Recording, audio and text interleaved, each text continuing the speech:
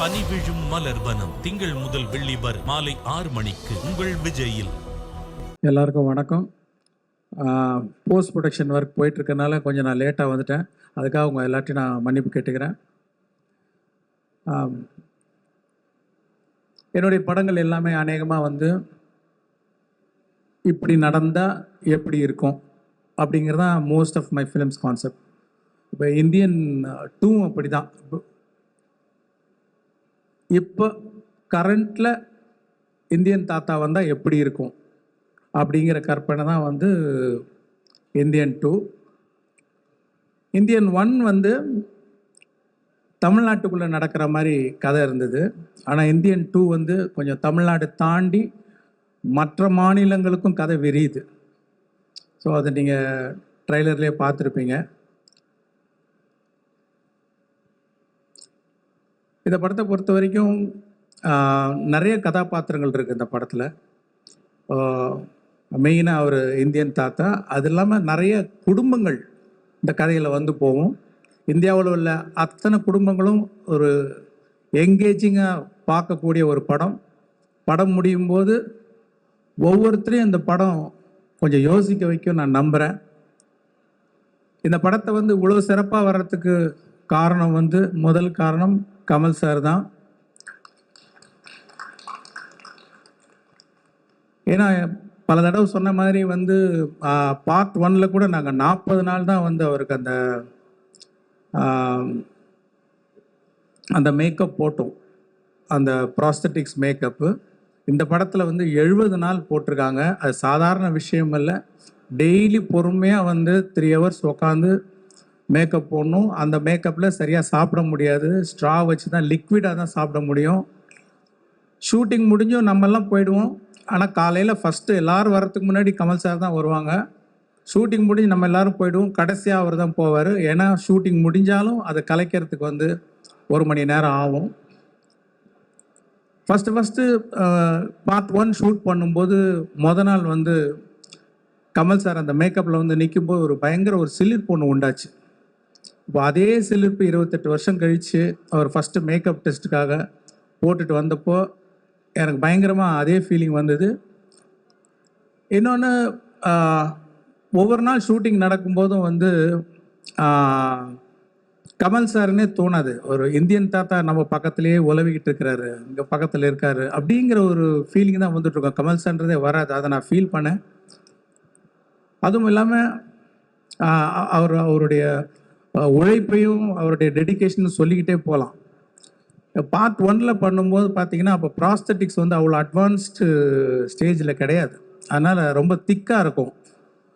முதல்ல பார்க்கும்போது கமல் சார் மாதிரி தெரியலையே அப்படிங்கிற மாதிரி ஒரு ஃபீலிங்லாம் இருந்தது. ஆனால் இந்த வாட்டி I want to see the actor more அப்படின்னு சொல்லி அந்த லெகசி கம்பெனியில் சொல்லி இப்போ இன்னும் அட்வான்ஸ் ஆனதுனால அந்த மேக்கப் இன்னும் கொஞ்சம் தின் ஆனதுனால நீங்கள் இன்னும் கமல் சாரை நிறையா பார்க்கலாம். பார்ட் 1-ஓட அந்த கமல் சார் அந்த ஆக்டரை நீங்கள் வந்து கிளியராக பார்க்க முடியும். அது ஒரு பெரிய டிஃப்ரென்ஸ் நீங்கள் இந்த படத்தில் பார்ப்பீங்க. இது மாதிரி பல காட்சிகளில் ரொம்ப சிரமப்பட்டு நடிச்சிருக்காங்க. நான் ஏற்கனவே ஆடியோ ஃபங்க்ஷனில் சொன்ன மாதிரி ஒரு சீன் 4 நாள் ரோப்லேயே தொங்கி நடித்தாங்க. அதாவது ஒரு சீனில் வந்து ஒரு ஷாட் ரோப்பில் இருக்கும், 2 ஷாட் ரோப்பில் இருக்கும். ஆனால் காலையில் வந்து ஈவினிங் பேக்கப் ஆகிற வரைக்கும் ரோப்லேயே தான் தொங்கணும். அந்த மாதிரி 4 நாள் ரோப்பில் தொங்கி நடித்தாங்க. ப்ராஸ்தட்டிக்ஸ் மேக்கப்பு, வேறு ஒரு மொழி பஞ்சாபியில் பேசணும், நடிக்கணும். அப்புறம் என்னென்னா அது 48 ஃப்ரேம்ஸ், ஐ மீன் ஸ்லோ மோஷனில் எடுக்கிறோம் அதை. அதனால் அது என்ன பண்ணணும்னா முதல்ல டயலாகை பேசி நாங்கள் ரெக்கார்ட் பண்ணோம். 12 ஃப்ரேம்ஸில் ரெக்கார்ட் பண்ணோம். ரெக்கார்ட் பண்ணோன்னு அது ஃபாஸ்ட்டாக ப்ளே ஆகும். உங்களுக்கு தெரியல, சிக்கி சிக்கி சிக்கின்னு ஒரு மாதிரி ஃபாஸ்ட்டாக வரும் சவுண்டு. இப்போ அந்த சவுண்டை ப்ளே பண்ணி அந்த ரோப்பில் தொங்கி அந்த ப்ராஸ்தட்டிக்ஸ் மேக்கப்போட பஞ்சாபி பேசி அதுக்கு சிங்க் பண்ணி நடிக்கணும். அவ்வளோ வேகமாக போகிற அந்த சவுண்டுக்கு வந்து கேட்ச் பண்ணி நடிக்கிறதுன்ற யாராலையும் முடியாது எனக்கு தெரிஞ்சு. வந்து அவ்வளோ சிறப்பாக பண்ணியிருக்காங்க. பத்தாவதுக்கு கையில் வேறு ஆக்டிவிட்டி, கை ஏதோ வரைஞ்சிக்கிட்டே இருக்கும். அந்த மாதிரி ஒரு சேலஞ்சிங், என்ன சேலஞ்சிங்காக கொடுத்தாலும் பண்ணுறாரு அவர். இதை விட கடினமாக என்ன பண்ண முடியும்? அதுக்குன்னு ஃபோர்ஸ் பண்ணுறதில்ல. அந்த காட்சி அமைப்பு அப்படி இருக்கும்போது அவ்வளோ பெஸ்ட்டாக பண்ணி கொடுத்துருக்காங்க. இன்னொன்று, அவர் வர ஒவ்வொரு காட்சியுமே நான் வந்து ஒரு மோர் தென் டைரக்டர், ஒரு ஆடியன்ஸாக பார்க்கும்போது ஒரு பிரமிப்பு இருக்குது. அப்படியே அப்படியே பார்த்துக்கிட்டே இருக்கிற ஒரு பிரமிப்பு. இன்னும் கொஞ்சம் நேரம் அவரை பார்க்கணும், மறுபடியும் எப்போ வருவார் அப்படிங்கிற ஒரு ஃபீலிங் இருந்துக்கிட்டே இருக்குது. அவ்வளோ சிறப்பாக நடிச்சிருக்காங்க. இன்னும் சொல்லிக்கிட்டே போகலாம். அது மாதிரி இந்த படத்தை ரொம்ப சிறப்பாக்கி கொடுத்த கமல் சாருக்கு வந்து என்னோடய நன்றியை தெரிவிச்சுக்கிறேன். அப்புறம் அனிருத் வந்து பாட்டெல்லாம் கேட்டிருப்பீங்க. நான் என்ன எதிர்பார்த்தனோ அதோட சிறப்பாகவே போட்டு கொடுத்துருக்கிறார் அனிருத். இந்த சாங்ஸ் எல்லாம் வந்து அவருக்கு என்னுடைய நன்றி. நான் ஏற்கனவே சொன்ன மாதிரி ஒரு டியூன் வந்து ஒரு ஓகே சார் எவ்வளோ பர்சன்ட் சார் அப்படிம்பாரு, ஒரு 80% ஓகே அப்படின்னா அதெல்லாம் ஒத்துக்கவே மாட்டேன். 100% நீங்கள் திருப்தி ஆகிற வரைக்கும் நான் டியூன் போட்டுக்கிட்டே இருப்பேன் அப்படின்னு சொல்லி ஒவ்வொரு பாட்டையும் அப்படி போட்டு கொடுத்துருக்காரு. தேங்க்யூ அனி. அப்புறம் இந்த இந்த இவ்வளவு பெரிய கனவை, இவ்வளவு பெரிய இமேஜினேஷனை வந்து என்ன தான் இமேஜின் பண்ணிகிட்டு இருந்தாலும் அதை இமேஜின் பண்ணிகிட்டே தான் இருக்கணும். அதை வந்து செயல் வடிவாக்கணும்னா அதுக்கு சுபாஸ்கரன் மாதிரி ஒரு ப்ரொடியூசர் இருந்தால் தான் சரியாக வரும். அவருடைய சப்போர்ட்னால தான் வந்து நான் என்னெல்லாம் நினச்சனோ அதை வந்து படமாக்கி பார்க்க முடிஞ்சுது. ஸோ அவருக்கு என்னோட நன்றி தெரிவிச்சுக்கிறேன். இந்த படம் கம்ப்ளீட் ஆகிறதுக்கு உதவியாக இருந்த தமிழ் குமரன், செல்வமூர்த்தி அவர்கள், அவங்களுக்கு என்னோட நன்றி.